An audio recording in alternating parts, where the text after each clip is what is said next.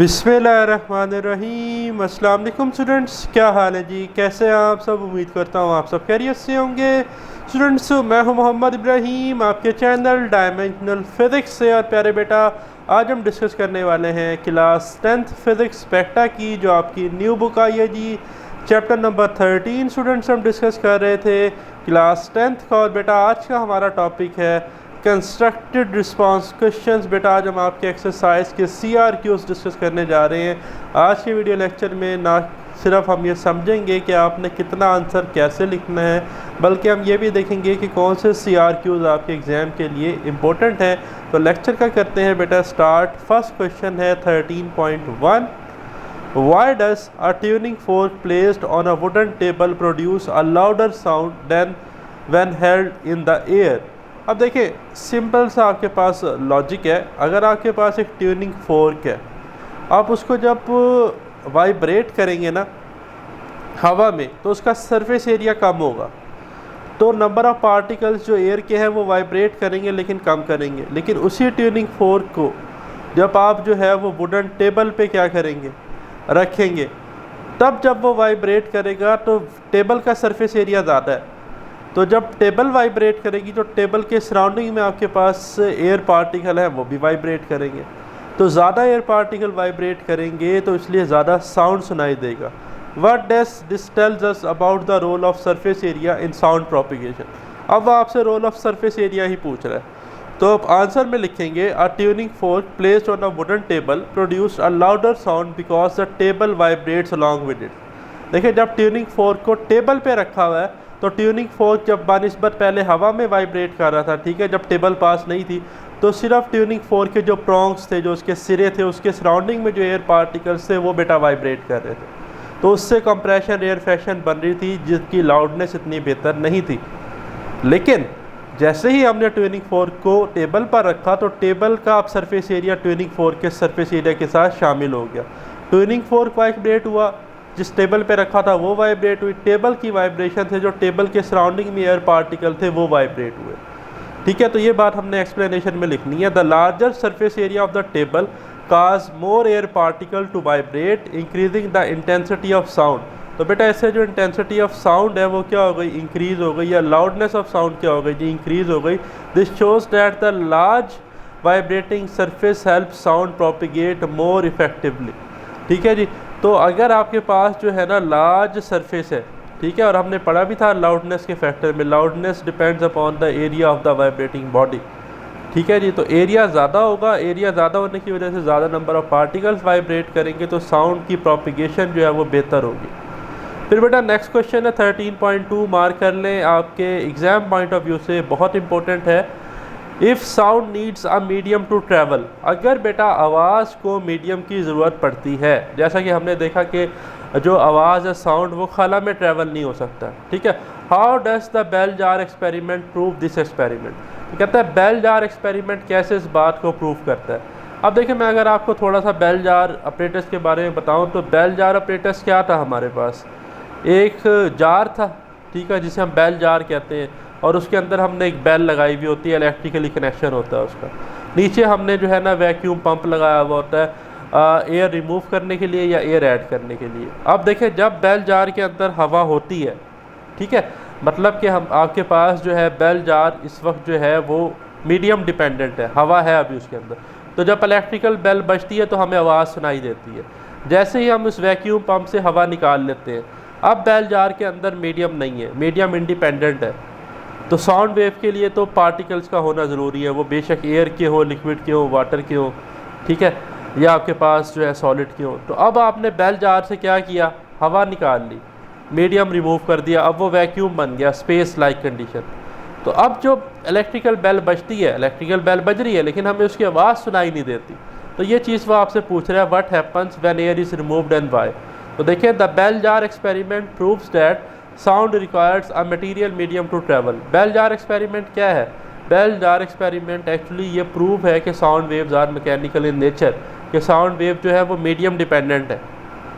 ठीक है, और वो मीडियम क्या है, हवा है। बेल जार में हवा है तो बेल आ रही है, बेल जार से हवा निकाल ली गई तो साउंड नहीं आ रहा, आवाज़ नहीं आ रही। Explanation as year is remove from the جار، جیسے ہی ہم جار سے ہوا کو ریموو کرتے ہیں the sound becomes weaker and eventually can not be hair, تو آواز کم ہوتے جیسے ہوا نکلتی جا رہی ہے آواز کم ہوتی جا رہی ہے، اور ایک وقت ایسا آتا ہے کہ ہمیں آواز نہیں آتی، بیل کی بیل بج رہی ہے لیکن ہمیں آواز نہیں آ رہی، even through the bell still وائبریٹس، bell vibrate کر رہی ہے بٹ ہمیں ساؤنڈ سنائی نہیں دے رہا، کیوں؟ کیونکہ ایئر پارٹیکل ہی نہیں ہے، کمپریشن اور ایئر فریکشن ہی نہیں بن رہے. This happens because sound can not travel through a vacuum, sound جو ہے جی وہ پارٹیکل لیس ریجن میں ٹریول نہیں کر سکتا because sound waves are mechanical views. ٹھیک ہے جی. پھر 13.3 ہے جی، امپورٹنٹ کوشچن ہے، مارک کر لیں. A person here's his eco when shouting near a talc building, ایک جی بلند عمارت ہے، ایک پرسن ایک بندہ کھڑا ہے، جب وہ وہاں پر چلاتا ہے تو اس کو اس کی آواز سنائی دیتی ہے، eco, reflection of sound. Y must the building be at least 17 metre away from the eco to be ہیئرڈ clearly, کہتا ہے کہ کیوں یہ ضروری ہے کہ جو پرسن کھڑا ہے بلڈنگ سے وہ بلڈنگ سے 17 میٹر دور کھڑا ہو تاکہ اس کو اس کی ایکو جو ہے نا وہ کلیئرلی سنائی دے. تو اس کے پیچھے ریزن یہ ہے the building must be at least 17 metre away so that the reflected sound returns after 0.1 second. ہمارا نا جو ٹائم ہے ایک ہیومن ایئر کا رسپونڈ کرنے کا، ہمارے کان جو ہے نا وہ آواز کو پرسیو کرتے ہیں 0.1 سیکنڈ تک. میں نے کوئی الفاظ بولا نا تو وہ الفاظ 0.1 سیکنڈ تک آپ کے کانوں میں رہا، 0.1 سیکنڈ بعد کوئی نیا الفاظ جو ہے وہ سنائی دے گا. اگر دونوں الفاظ سیم تھے تو آپ کوئی فرق نہیں کر پائیں گے. تو ایکو کے کیس میں تو ساؤنڈ سیم ہوتا ہے، تو اس وجہ سے آپ 17 میٹر دور کھڑے ہوتے ہیں تاکہ وہ 0.1 سیکنڈ کا جو گیپ ہے وہ فلفل ہو جائے اور نیکسٹ جو ساؤنڈ آ رہا ہے وہ آپ کو کلیئرلی سنائی دیا جائے. ٹھیک ہے. اور یہ جن بچوں نے میرا لیکچر سنا ہے ایکو، ریفلیکشن آف ساؤنڈ، وہاں پر یہ میں نے کیلکولیشن بھی کر کے دکھائی ہے آپ کو ساری، S is equal to V T سے. ٹھیک ہے. تو میں نے آپ کو یہ بھی بتایا تھا کہ جو ٹوٹل ڈسٹینس ہوتا ہے جو ساؤنڈ ویو ٹریول کرتی ہے بلڈنگ سے ٹکرا کے واپس آتی ہے وہ 34 میٹر ہوتا ہے. تو سارا ہم نے کیلکولیٹ کیا تھا. خیر وہ بچے دیکھ سکتے ہیں، اس ویڈیو کے ڈسکرپشن میں جائیں گے، پلے لسٹ پہ کلک کریں گے تو ایکو کا آپ کو ٹاپک مل جائے گا. بہرحال شارٹ میں آپ نے اتنا لکھنا ہے. ریزن کیا ہے؟ A distinct echo is heard only when the reflected sound reaches to air separately from the original sound. اب دیکھیں کہتا ہے کہ جو آپ کے پاس ایکو ہے نا جسے ہم ریفلیکشن آف ساؤنڈ کہتے ہیں وہ ہمیں تب سنائی دے گا جب جو پہلے والا ساؤنڈ تھا وہ سیپریٹ ہو جائے. اور وہ کب سیپریٹ ہوگا؟ 0.1 سیکنڈ کے بعد سیپریٹ ہوگا. Since sound travel about 34 metre in 0.1 second, آواز گئی تو 17 میٹر فاصلے سے گئی، تو اس نے جو ہے پرسن سے بلڈنگ تک 17 میٹر جانے کے لیے ٹکرا کے 17 میٹر آنے کے لیے تو 34 میٹر آواز نے ڈسٹینس ٹریول کیا. تو اس کے بعد جو آپ کے پاس 0.1 سیکنڈ تھا نا، اب وہ جو نیکسٹ آواز آئے گی وہ ہمیں کلیئرلی سنائی دے گی، وہ 0.1 سیکنڈ گزر چکا ہوگا. دا reflecting surface must be at least 17 metre اوے، تو اس لیے آپ کے پاس جو ہے نا وہ 17 میٹر اوے ہونی چاہیے جو آپ کی ریفلیکٹنگ سرفیس ہے. اور یہاں سے دیکھیں ڈسٹینس ہوتا ہے speed multi ply by time, تو ڈسٹینس 34 ہے نا، تو اس کا مطلب ہے یہ تب ہے جب آپ کے پاس اسپیڈ آف ساؤنڈ کی ویلیو بیٹا 340 میٹر پر سیکنڈ ہو. یہ کب ہے آپ کے پاس؟ جب اسپیڈ آف ساؤنڈ کی ویلیو کتنی ہو ایئر میں؟ 340 میٹر پر سیکنڈ. یہ بات یاد رکھیے گا. ٹھیک ہے. اور آپ ابھی چیک بھی کر سکتے ہیں، S is equal to V T equation ہوتی ہے نا، distance is equal to speed multi ply by time. Distance 34 ہے، کیلکولیٹر نکال لیں، اسپیڈ لیں 340 ملٹی پلائی کریں 0.1 سے، آنسر 34 ہی آ جائے گا. ٹھیک. پھر بیٹا نیکسٹ ہمارے پاس کوشچن ہے 13.4. Why do voice of main sound deeper then those of women اور چلڈرن. کہتا ہے کہ جو مردوں کی آواز ہے نا وہ ڈیپر کی ہوتی ہے خواتین اور بچوں سے، even when they are speaking at the same intensity, اگر ان کی intensity same who. Explain using the relation ship between frequency and pitch. اچھا، فریکوینسی اور پچ کا ڈائریکٹ ریلیشن ہے، higher pitch higher frequency, lower pitch lower frequency. اب مین کے case میں کیا ہوتا ہے؟ مین voices sound ڈیپرس because they usually have the lower frequency sound wave. اب جو مردوں کی آواز ہے نا یہ لو فریکوینسی ہوتی ہے تو لو پچ ہوتی ہے. ٹھیک ہے. اب آپ ایکسپلینیشن میں لکھیں گے longer and تھکر vocal cords vibrate more slowly. جو آپ کے لانگر اور تھکر جو ووکل کارڈز ہیں نا وہ سلولی کیا کرتے ہیں؟ Vibrate, producing lower frequencies. تو لوور فریکوینسی ہونے کی وجہ سے جو آپ کے پاس مین وائس ہے اس کی پچ بھی لو ہو جاتی ہے. ٹھیک ہے. Low frequency کراسپونڈ to the low pitch which gives a deeper voice. تو لو پچ ہونے کی وجہ سے مردوں کی جو آواز ہے وہ کیا ہوتی ہے جی؟ ڈیپ ہوتی ہے.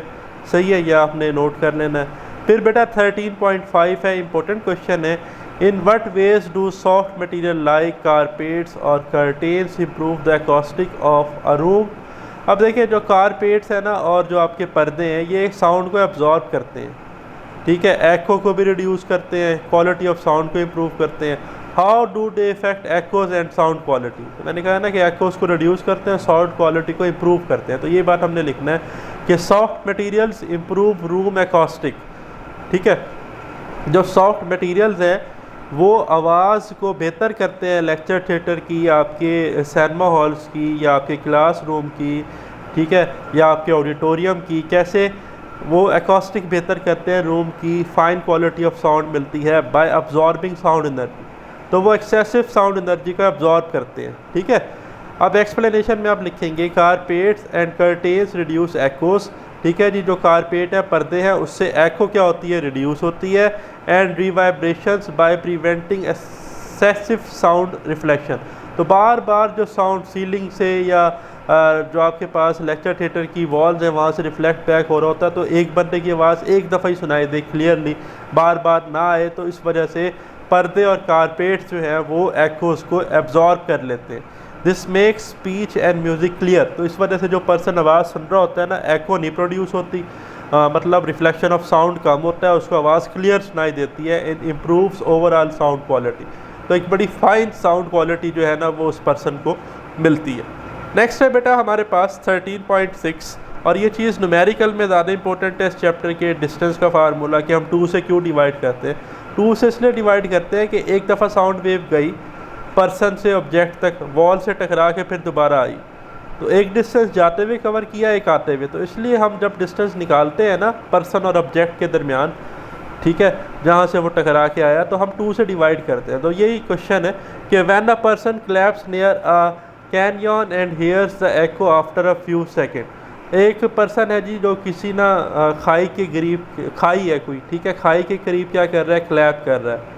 کھائی جیسے آپ کے پاس ہوتا ہے نا کوئی کسی پہاڑ پہ وہ کھڑا ہے تو نیچے کھائی ہے، ٹھیک ہے، تو four a few second how can they calculate the distance to canyon, what principal is used in this method, تو وہ جو آپ کے پاس کھائی ہے، ٹھیک ہے، تو اس کی گہرائی وہ کہتا ہے آواز ٹکرا کے آئے گی، تو وہ کیسے معلوم کر سکتا ہے اس کا فاصلہ کہ وہ کتنی گہری ہے، تو اس کے دیکھیں سمپل ہے، the distance can be calculated using the time taken for the eco to return, distance ہم کیسے کیلکولیٹ کر سکتے ہیں کہ ایکو کو کتنا ٹائم لگا ساؤنڈ ویوز کو ریفلیکٹ بیک ہو کے واپس آنے میں۔ اب اس کا پرنسپل سمپل ہے، ہمارے پاس ڈسٹینس ہوتا ہے بیٹا speed of sound multi ply by time.